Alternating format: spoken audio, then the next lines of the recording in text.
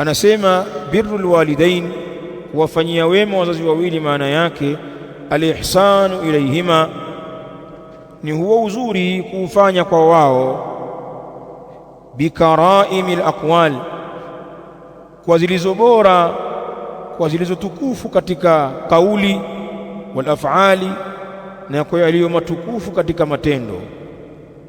Useme nao wazazi wako kwa maneno matukufu mazuri, kadhalika uwafanyie vitendo vizuri.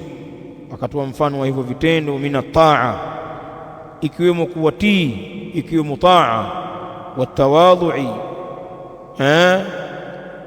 na kujishusha, ukawa ni mtu wa kujishusha na ukawa na unyenyekevu kwa wazazi wako.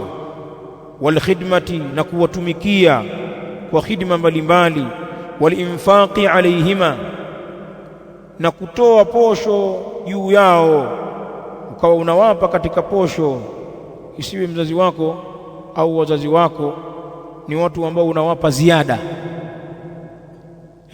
baada ya mambo yako, ile ziada ndio unawakumbuka wazee kijijini. La, wazazi hawapewi ziada, wazazi wanapewa nafaka, wanapewa posho ya wajibu, kama ile ambayo unampa mtoto wako, kama ile ambayo unampa mkeo.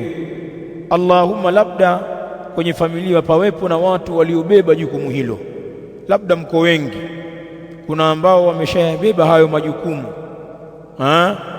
basi wewe utatoa pale ambapo utapata wasaa, lakini hakuna ila wewe, alafu ukajifanya kwamba mke wako na watoto wamekula, alafu wazee wana njaa, unapata madhambi, kwa sababu wazazi wanahitajia nafaka, posho ya kudumu kabisa.